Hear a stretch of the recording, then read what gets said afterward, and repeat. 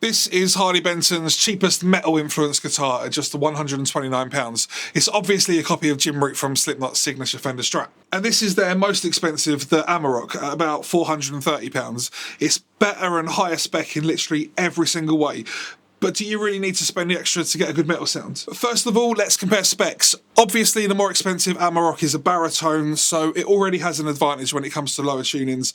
To keep the sound more comparable, I'm using the same tuning, which is drop A, and the same string brand and gauge on both guitars, which is 12 to 56. The Amarok definitely has the advantage here. The Amarok has a 27-inch scale length, and the Jim Root ripoff has 25.5 inches.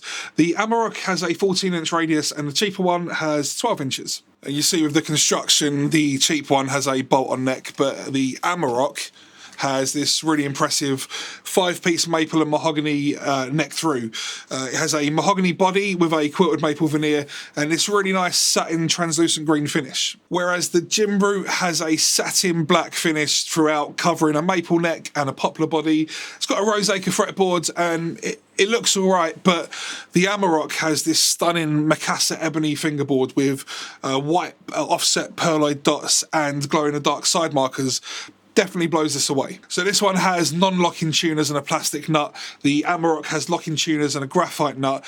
Both have hipshot style hardtail bridges, which I really like, but you can definitely tell, you can really notice that the Amarok has a much higher quality copy though. 24 jumbo stainless steel frets, 22 normal frets on this one. So the Jim Root has 2 active high-gain HBZ humbuckers. I think that's their own brand of pickups. Whereas the Amarok has these really impressive EMG retroactive Hot 70 ceramic bridge humbucker and the EMG retroactive Hot 70 Alnico 5 neck humbucker. So it's pretty clear that the Amarok destroys the ST20HH active SBK. Such a catchy name. It just destroys it in every spec. And it's about 3.5 times the price, so it should. But let's find out if it sounds and plays 3.5 times better. I'll start off with some clean sounds because obviously clean tone is the first sound I want to go to when I pick up these guitars, and then I will increase the gain to hear how they compare. And if you're enjoying this video, please consider subscribing. I really want to be able to keep doing more of this and help people make good choices when buying gear. That little click goes a very long way, so thank you so much.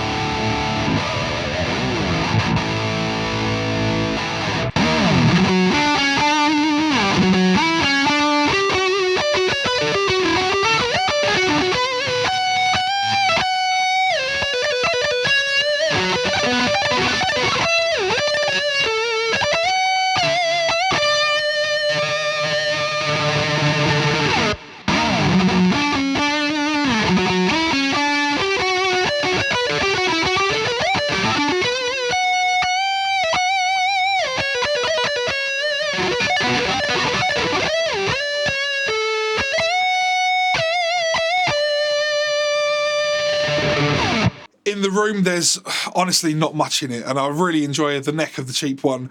But overall, yeah, the Amarok does feel more solid. I like EMGs, although I realise they're not very cool anymore. But these are definitely more passive feeling than what you'd normally expect from a set of 8185s or 8160s. I really like these pickups. But there's just something about that Jim Root one that's really cool. It's understated and it's got that stealthy blacked out look. I do wish that they'd blacked out the logo as well. Just, I think it stands out a bit too much. I can see why, from an advertising perspective, why they wouldn't want to do that, but it would have been pretty cool. If you want an Amarok or something from their more expensive ranges but don't have the budget, I just wouldn't really worry. These are really good guitars and you're not really missing out on a huge amount. And actually this ST makes a really good platform for modification. So maybe over time pick up some used EMGs, put them in here, that will make the biggest difference. I definitely wouldn't worry too much about the bridge, I'd keep that. The nut I probably would change at some point, get yourself a Graphtec, and maybe some lower end locking tuners and you'll have a really good guitar. Just make sure all the bones of the guitar are good when you get it. So a couple of things to look out for when buying any of these guitars. Make sure the bridge is in exactly the right spot. And you can do this by measuring the distance between the saddles and the nut to ensure that you've got the correct scale length. But even more quickly and obviously, make sure all the strings are directly over the pole pieces of the pickups. And the cheaper one doesn't have any visible pole pieces. So on ones like this, just make sure the lowest and the highest string are an equal distance from the edge of the fretboard. Go up and down the fretboard, make sure there's no high frets. You'll hear buzzing or muted notes, which means that the fret behind is higher than the one that you're pressing and it needs to be filed down. Check out for grounding issues. There was a while where they were making these guitars with bridges and hardware that were coated in a non-conductive paint, which means they weren't able to be grounded properly. Not this one specifically, but the Jazzmaster style one and I think the V as well. So just watch out for that. You have to remember that with the speed and quantity that they build these,